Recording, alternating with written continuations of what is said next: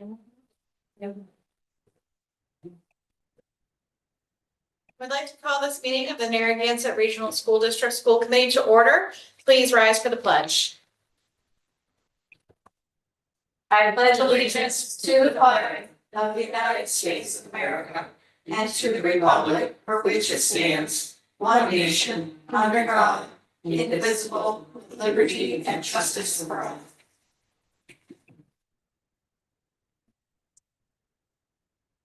As a reminder, this meeting is being live streamed and recorded, and you can find it on YouTube.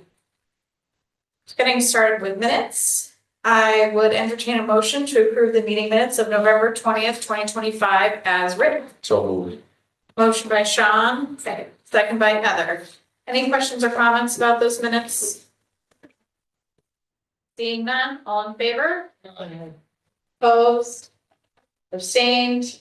And I say yes, so that is unanimous. And moving on, I would accept a motion to accept the bills and payroll warrants as presented. So moved. Motion by Sean, second by Heather. Any questions or comments about those bills and payroll? Seeing none, all in favor? Aye. Opposed?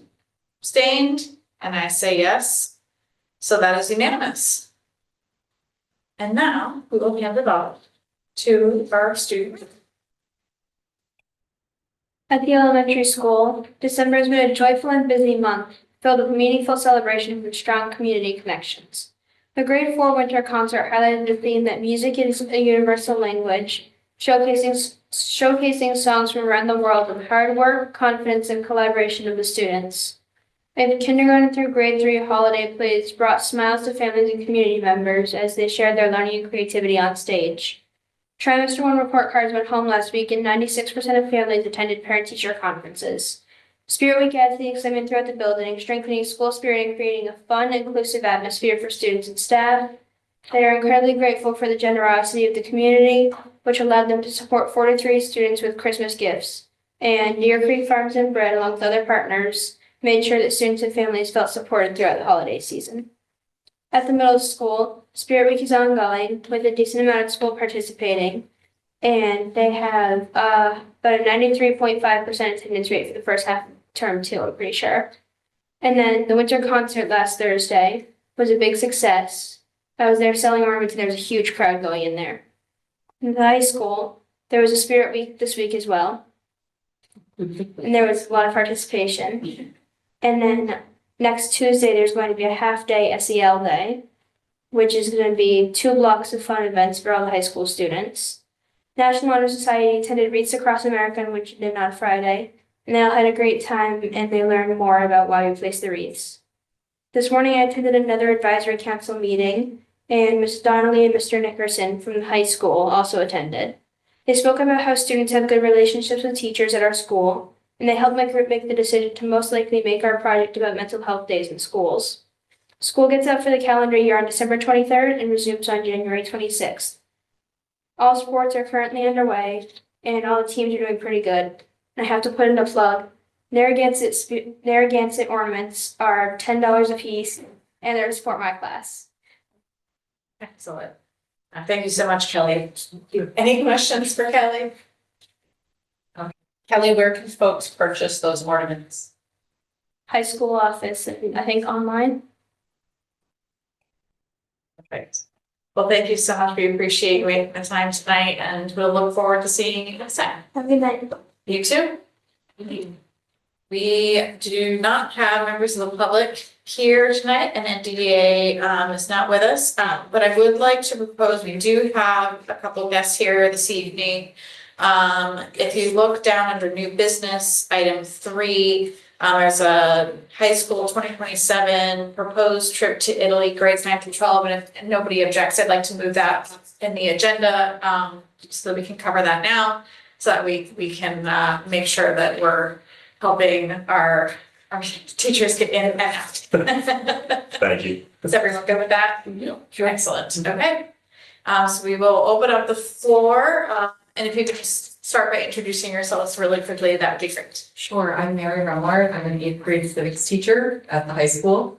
And I'm Seamus Bell. I'm a high school history teacher. So And so we were proposing an EF Tours trip to Italy over the 2027 April vacation for students. We went with EF Tours. We did a lot of research on different companies. I know our district worked with EF Tours in the past. So we felt comfortable going with them, and the policies that they have post-pandemic also felt nice, like I believe it was called Peace of Mind program, so it was something that they had that stood out. We also built in travel insurance to all of the trips as like a non-negotiable into the price in case, who knows, anything happens, so that is reflected in the price. And there's fundraising opportunities for students as well. So like we're hoping with so much lead up till, 2027 feels like it's 10 years away. I don't know about you guys. It feels so far off, right? So like giving the students as much time as possible, cuts like the monthly payment cost. If you break it down to like 250, which we felt was, especially considering our district, like hopefully manageable for parents and students that would be interested in going. So that's kind of why we're leading it so far in advance, to just hopefully open up the possibilities for more students to be able to go. And we also feel like this trip lines up well with the curriculum that we have in the high school history department.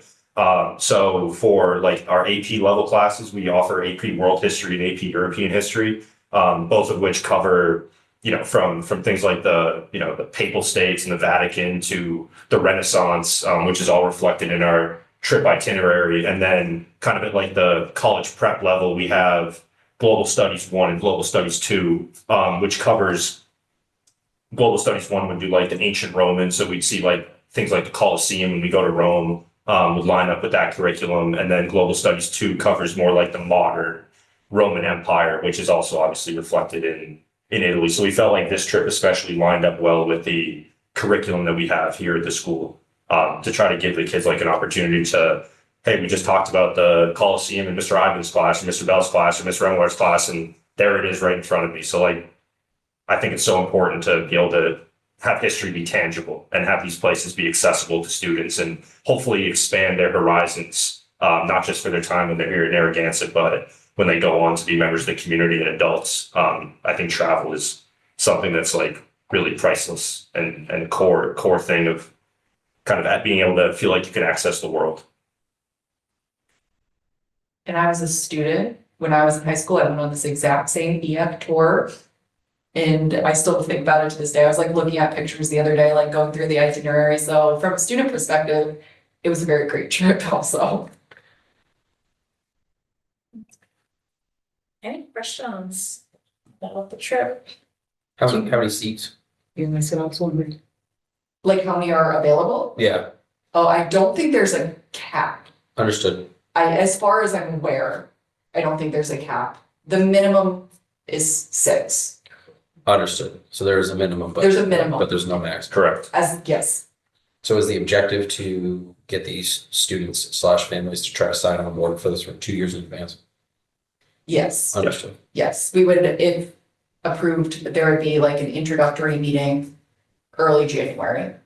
But the signups would not close until I think it was either September or October. of next year, Yeah, so people 26. have a lengthy amount of time to sign up. Are there requirements to be able to attend such a trip? Like, Just like the same standards as other extracurricular activities, good academic standing, not on social probation. okay. Yes, go ahead. So are chaperones responsible for their, the cost for them to attend, or is the cost for them to attend built into what the students are paying? It like faculty, like staff chaperones would be built in. It's 6 students per 1 adult chaperone. That's covered in the cost.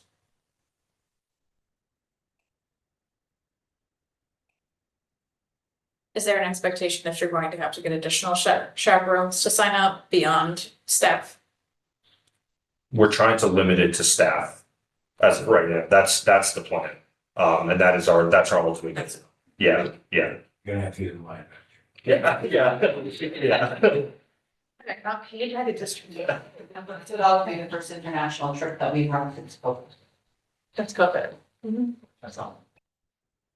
So how many teachers, like how many AP history and how many grades would be available to go to this? Well, it would be open nine through 12, for students. So in terms of faculty chaperones, beyond Mary and I, we haven't really thought much about it because it all is dictated on the numbers that we get. Right, so if we get 12, it would be 2 chaperones, if we get 18, it would be 3, and so on and so forth, so. In terms of other people that are involved, right, it's just Mary and I, and it happens over April vacation. So if more additional teachers do have to go, it wouldn't take away from their time in the classroom. Maybe a day, I think, of travel on the Friday. So if there is interruption, it's incredibly minimal. Yeah. Sorry, can you talk a little bit about, is there a tour director from EF Tour? Yes, yeah. So Yeah, we have a full-time tour director that's with us at all times, that meets us at the airport when we arrive in Italy and stays with us until we depart back home.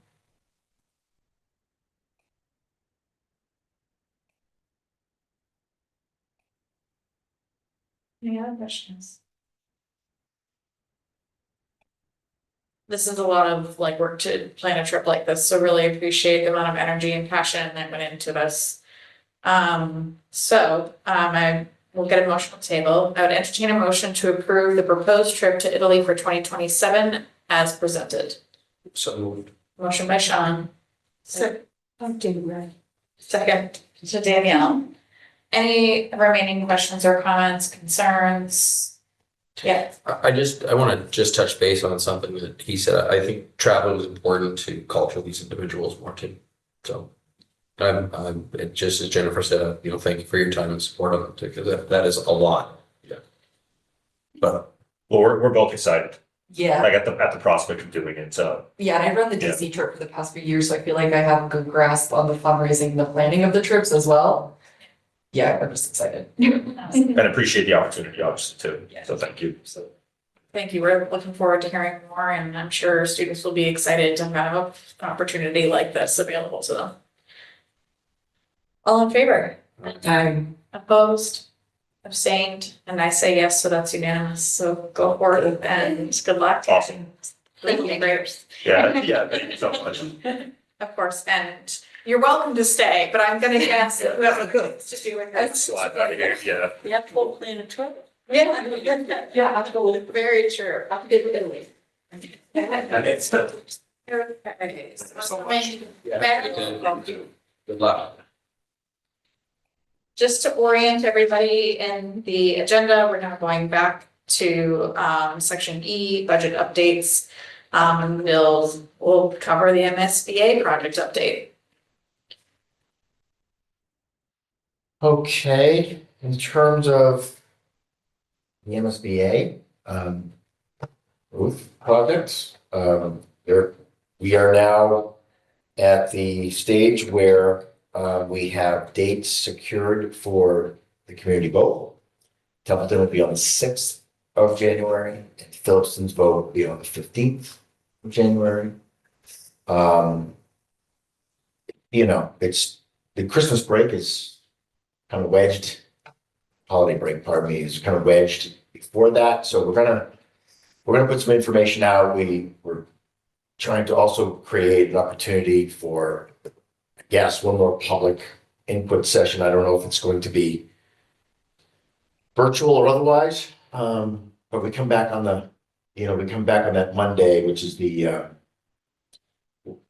which is the 5th, I believe, yeah, the 6th the next day. So we're trying to balance that with what generally happens during vacation, which is people are on vacation. So, but more to come on that over the next day or two or three. And then FY26 budget update. We just got word that they don't anticipate any vacancy cuts. The revenue is on target, and so great. That is good news. We'll roll right into your business manager's report then. Nothing out of the ordinary to report. We're just working on spending grants down and trying to preserve the general fund as much as possible. Curriculum instruction update, anything? No, And it's meeting? All right. Surplus items. Susan, I know you sent me an email, so I'll let you run through this. Sure. So, our athletic director has reached out to us. They have around 45 sets of old middle school and high school uniforms that are 80+ years old. That they of all various sizes. The blue jerseys, the white jerseys and pants. They're looking to surplus those and then see if they can be sold, with all proceeds for those going towards the Guardian Cap helmets. And there's a link on the agenda that tells you a little bit about what the Guardian Cap is. Any of this money that's made from the sale of these surplus uniforms. Mostly assumingly to, prior players. But any of that money will go towards getting these new Guardian Caps for the helmets. So. I would enter a motion to accept the list of items as surplus, roughly 45 sets of old 8+ years middle school and high school football uniforms of various sizes to be sold and all proceeds to go towards the purchase of Guardian Caps as described. Motion by Sean. Second by Danielle. Any questions or comments? Seeing none, all in favor? Opposed? Abstained? And I say yes. So that is unanimous. Just a note that he is working on getting quotes for replacement uniforms, which we are going to purchase out of rural aid funds. So there'll be the uniforms for the team involved. Municipal representatives, so I just wanted to give everybody a quick update because there was some information posted on Facebook, there was conversations happening, and so I just wanted to get everyone here on the same page. So essentially, you might recall from earlier this year that we became aware about a law related to union negotiations with a regional school district that requires the attendance of a municipal representative from a single municipal representative from at least from one of the member towns. So that was something that we didn't previously know about. We checked with MASC, they didn't know about it. And so we realized, okay, we need to come into compliance with this. And so we started to pursue that. So that was like a previous meeting where we covered that existence. We know that the USCW meeting is coming up. And so municipal representative needs to be selected. There's been a lot of confusion around the process. There isn't a ton of information available. It seems, even though there's a law and the law is written a specific way, as we talked with other regional school districts, different school districts handle this a little bit differently. The guidance we got from DESE was different from the guidance we got from MASS. Regardless, I took a really close look at the letter of the law, and we found a path forward that I think is going to clear up some of the concerns or misunderstandings that were occurring, that ensures that everything is going to be in compliance with open meeting law. So everybody understands that a little bit. This is a strange one, because the law specifically states in the language of the law that it has to comply with open meeting law. But there's no quorum of any body. None. The attendees for this meeting are the superintendent, the chair or a representative from each town, and the chief administrative officer or equivalent title of each town. That's it. And then those people vote on a single representative. We only have 2 towns. If there is a tie, DESE is the tiebreaker. So we bring it to DESE and they decide. So this is a weird one. It was made abundantly clear to me that this is not a school committee meeting. School committee really can't be present unless we're present as a member of the public. That this cannot be posted with school committee meetings, which is difficult because we don't post other public meetings. So, like I said, we've done our best to read through to understand the letter of the law. So we are going to, what you have attached here is the posting. That posting is going to go live on our website. It's going to go live on our Facebook. We have shared that posting with both our member towns so that they have the option to post as well, however they see fit. But this is new territory that everybody is navigating, and so I appreciate patience and understanding, and I think we found a path forward that both respects the letter of the law and also adapts our usual processes to try to meet that. So that's how we're moving forward. I wanted, I know I sent a quick email to the school committee, but I did want to make sure that we discussed it in open session as well. So please do feel comfortable and free to ask any questions. But that's how we're moving forward. The municipal representative, as a reminder, will then have a voting role when it comes to the adoption of the contract. So they're not sitting at the negotiation table, but they would join us in, for example, executive session, not meetings, but at the end of the meeting for executive session, so that they could hear the updates as to what's happening with the negotiation process, just like a school committee member would, and then they have an equal vote to school committee. So they would be the 9th sitting voter in the adoption or not of that contract. So the meeting's on January 6th. Dr. C will be leading it. And after that, we will either determine whether, I know Phillipson has put forward Adam Montaigne, and Templeton has put forward James, oh gosh, I wish I wasn't so bad with names. James Ryan, thank you. Put forward James Ryan. So they've each nominated someone, and then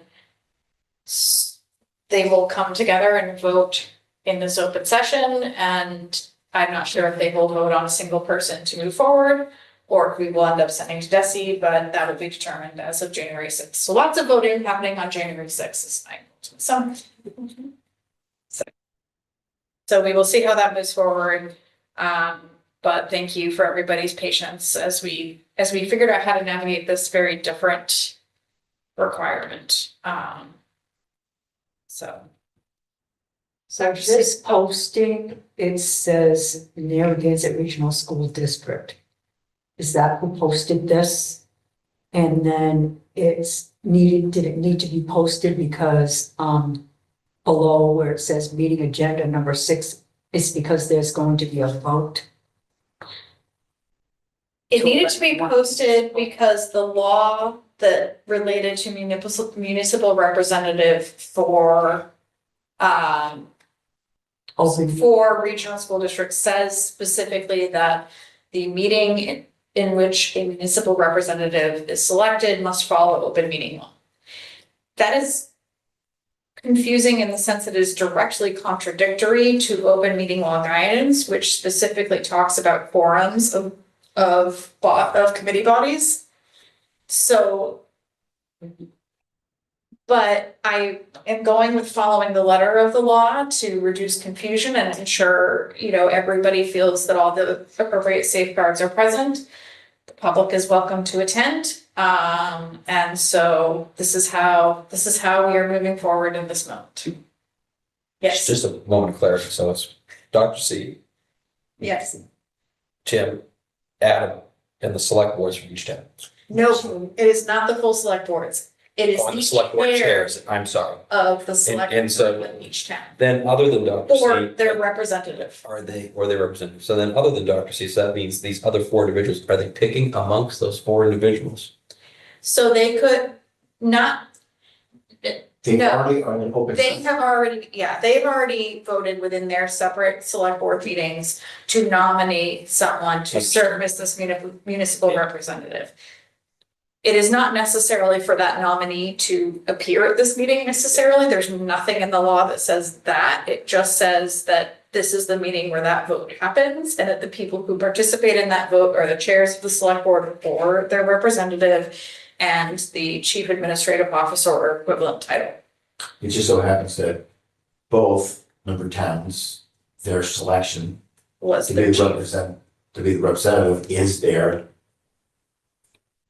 chief. Administrative.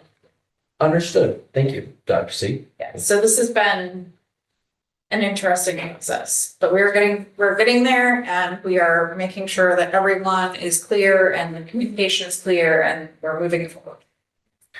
So Thank you for doing that. Do they choose one or they choose member one. town gets No, there is Yeah. one So- person selected. So there's 4 votes, there's 2 and 2, and each town chose somebody, and now they're gonna understand. So Jesse's probably one. That's where I was going, Unless they but work it out. I will, unless they work it out, Desi gets involved as tiebreaker from the regional districts that we've received information from. Typically, they don't end up with a nominee from each town. Typically, there's like one person who happens to have enough availability to take on an additional responsibility across the towns. And so really, it's a formality for them to get together and vote on this one person. I know that like Wachusett was the one that we found that had done this most recently. And they basically had one person out of the 5 One person. towns So- that was available to do this. And so they just all, I don't know if it was, I don't know if it was open meeting or not. It was like 2020 when we could find the information from. But they voted for that one person to move forward as a municipal representative. So it is. Yes, it is. So, but please do, if you have questions or you know, hear questions, I'm more than happy to do my best to answer them. just for people, you know, is this gonna have public input? Or do you know? There is no There's no public input. Very good. from the agendas that we were able to generate or find, there's not, it is just. Pretty straightforward.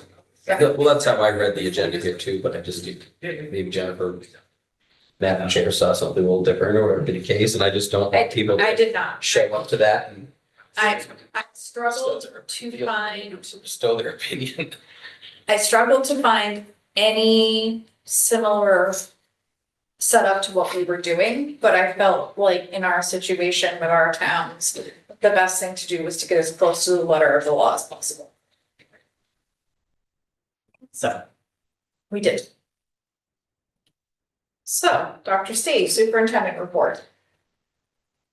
Well, you know, we don't have a lot, because our student reps do such a great job.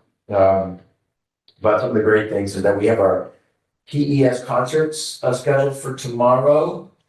And it's always a great time. We have them scheduled at 9:30 and 11. And, you know, we've broken it down a little bit differently than done in the past. So it's, I believe it's kindergarten and 2nd grade. Or It's K and 2. K and 2, 1 1 and 3. And so that'll be a great mix. We've already sent out our maps and everything on our Facebook page, and it's gone out through the ES, I think, newsletter. To say, you know, just to kind of tell people how to get into the building now that our issue has been fixed in our entryway. Now they can actually come in through the main doors, which is also great. And then on the 23rd, which will be a half day for students and staff, our senior luncheon, which I believe we're up to our 8th. What year would this be? Our 8th year, maybe? Or 7th? I don't know. You know, honestly, yeah, it's been quite a few. So we have over 90 folks already signed up to come and enjoy a delicious meal from our wonderful staff. So those are really the two big things. And we've had a great outpouring of, oh gosh, holiday joy. There must be, I don't know how many spirit days we've had in the last 2 weeks, but there's been a lot between both, you know, the elementary, middle, and high school. We've had a door, you know, covering contests. I believe the winners were selected, or they will be selected in the process. I believe, yes, the judges are looking over their lists very carefully and sometimes twice. Anyone who used my face in their door decoration has been disqualified. And so I want everyone to know that officially. I've already made that very clear. Because they didn't pay copyrights. No, they just, because, there's a fee. So it's just for them, but, no, but it's been great. People have been in great spirits. Have had the touch of the ick come through like most schools, in school districts, and we've handled that and weathered the storm, very well. So all things good, truthfully. So we're ready for the break. We're ready for the break. Most definitely. Okay. So we have one carryover item from our last school committee meeting, mostly because at that time I had forgotten to include vote, which is, somewhat essential. I am all of a sudden dead. From, not me personally. Right, nothing is loading. Loading that. All right, hold on. Here we go. We got there. So we wanted to revisit the superintendent and assistant superintendent goals for 2025 to 2027. And we would review those, and discuss them last time. And so we did want to give folks some space to determine if they had any questions that they wanted to ask. So what I would say is, why don't we get a motion on the table and then we can run through questions. Everyone's okay with that. Okay, I would entertain a motion to approve the superintendent and assistant superintendent's goals for 2025 to 2027 as written. So motion by Sean, second by Danielle. Okay, so the floor is open for any questions or comments as those documents were reviewed.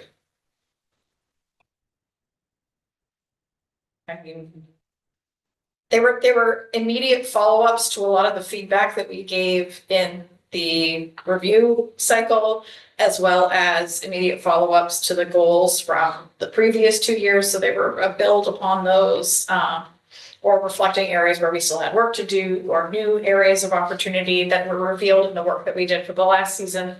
So I was very comfortable with them, but I do want to, hear from the rest of the committee if other folks have additional questions. Where I wasn't here, it's, I'm just looking forward. Mhm. You just mentioned prior, I have nothing to compare, so I'm just gonna go with, let's hope we reach our goals by June 2027. Good commentary. Seeing no questions. All in favor? Aye. Opposed? Abstained, and I say yes. So those goals are finalized. Yes. Do you mind if I ask a question of the superintendent report, a graph that I just brought up? Is that okay? Oh, go back to an agenda item? Yes, that's fine. I noticed that from November to December, that we have 3 less students from the Templeton district. Templeton residents, did they leave the school, or are they school choice, or? We don't, No. that would be something I would have to dig into, whether this report just really shows if they've unenrolled, Okay. or enrolled. Yeah, but they would be Templeton Would be residents. So it's 3 Templeton resident students that left. The school choice is represented in the line that says district choice. Okay. But they don't have to give that information when they unenroll. Correct. I mean, there could just be as simple as they moved. Correct. Okay. So I'll help you, one moved. Okay. Yeah.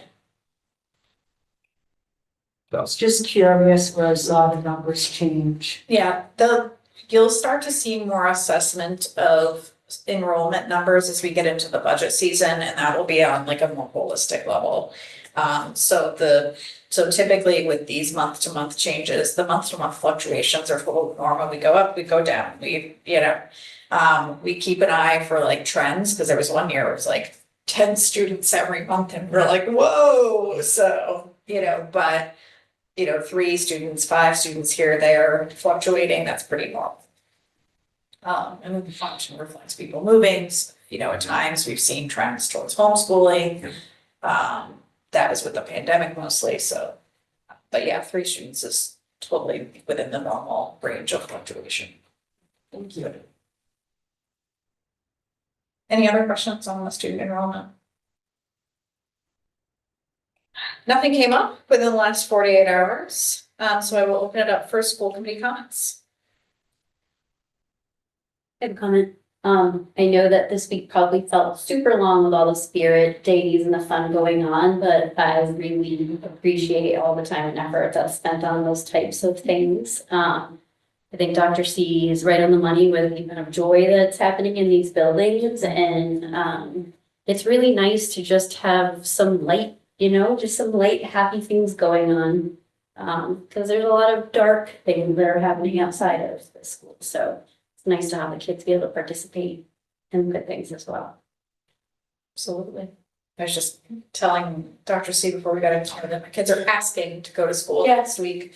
I was like, oh, it's a half day, maybe, we have a family event that day. And they were like, no, we absolutely must go to school, Mom. I was like, oh, okay.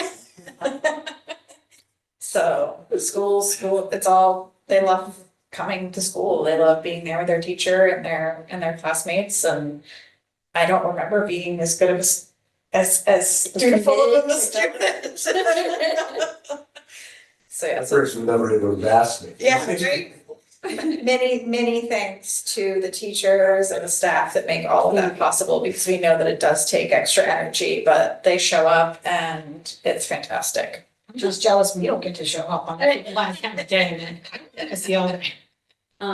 Also, there's just been a real push for inclusivity this week too, because my little guy's coming home telling me about Diwali and Kwanzaa and Hanukkah, and so learning about all different types of holidays that are celebrated in winter. And I like the extracurricular activities after school, because they're doing art or other things. And I know I can speak to my granddaughter who has participated in the art club after school. And she wanted art supplies for her birthday, so she's really enjoying that. Oh, awesome. Awesome. It's great to hear. When I saw a new crochet club, I was like, Yeah. very exciting. I can't crochet at all, but very exciting. So subcommittee reports. So finance and facilities did not meet this month, both because we were struggling to, we knew we were gonna struggle with attendance, from folks from other towns, but also because our topics for that were MSBA. I feel like we've pretty well driven that one into the ground. So, hopefully we'll get positive results from voting in January, and we'll be on to really planning for budget. With that, although it's not finance and facilities, we did also have a chairs meeting, in the month of December. Most of that was focused on MSBA, and related topics, but another big point of conversation was how do we get started talking about, budget for the next fiscal year, what's coming up for the towns. And so we've set expectations. We will have some initial conversation points, on January 12th at our next chairs meeting, so that we can start bringing some transparency and having the discussion. So just to be clear with everyone, the school's budget will not be ready by January 12th. We don't have the final numbers from the state yet. But by that point, there are usually some things that we know, like we usually know better what's happening with insurance. We usually know better, what's happening with unions and the negotiated increases. And so we can bring those things to the table and talk about baseline. Here are some of the things that we know are going to impact our budget. And I know that Dr. C also reached out to the town of Templeton to try to get some information on what's happening with the Baldwinville school apartments and what we can expect, because what we're hearing is that those will be ready about mid-year in the next school year. And so that would hit us right in the middle of the year, which would impact next year's budget. So trying to get what information. District declarations. So we discussed all of the wonderful things that central office staff is doing for all three schools, all three buildings. Cookies and hot chocolate were shared, and lots of costumes and fun. We talked about Winchendon, our school district, Templeton, meeting with Ken Lombardi on November 18th and looking for creative ways to create our own insurance group to reduce the cost, increase our buying power. That would be a very long, ongoing process, and it would need to come to the school committee with specifics when they were available. But it is good to know that those conversations are happening. Let's see, communication. The Dr. Steve created the roof video, which I personally thought was wonderfully done. I am blown away that people climbed up on the roof to make this video. But I actually, Susan's the real hero. but I think it was super helpful. She wrote her boots. You ruined your boots, oh no. The district will get you a new. Dr. Dr. Steve will get you a new thing. Of course I will. Those types of communication are just really, they're appreciated. I think that we live in a world where social media is sort of the place we go now to get our news, and that's a really quick way to get information out. We talked about, so this was obviously prior to hearing back from Phillipston with a date for the vote for the roof. So we were waiting to see hoping to get that into the same week as Templeton's vote. And we also talked about developing a survey that would go out to families to help create a portrait of a warrior, which is what Narragansett and what the community wants for characteristics and attributes of Fredericks. Policies, we are leaving a cell phone policy on our agenda just in case there's dates as we move forward into the school year, but there was nothing to add to our conversation this last meeting. We continue to look at KBE, policy KBE, which is the relations with parent and district organizations. We did some minor edits to it, which we wanted to honor like the original language of the policy, but also include the updates. We also talked a little bit about the recent Healy Driscoll graduation framework that has been introduced and talked about, although it is very far from any sort of coming to fruition. Just what end of course assessments are, and Molly helped us understand what the 3 buckets were for what the requirements could be. There's a lot of conversation. Labor Management Committee, we did not have a meeting with LMC, and we are still waiting on UFCW negotiations to kick off. I'm assuming we still are waiting to hear, yeah. He has talked to the, from what I understand, he's had conversations with his reps, so. Okay, good, so some movement there, that's excellent. CPAC would be Bill Cummings, and he was not able to be here tonight. So PTO, I heard you mention something on the way in. There is a Christmas cookie decorating party at Narragansett Regional High School tomorrow. Yep, Friday, tomorrow night at 5:30. Excellent.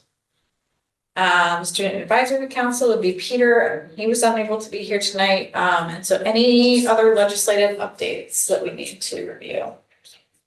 See, head shaking. All right. I will take it. So we do have in January, just as a reminder to everyone, you could look closely at your upcoming meetings. My computer is not loading. There we go.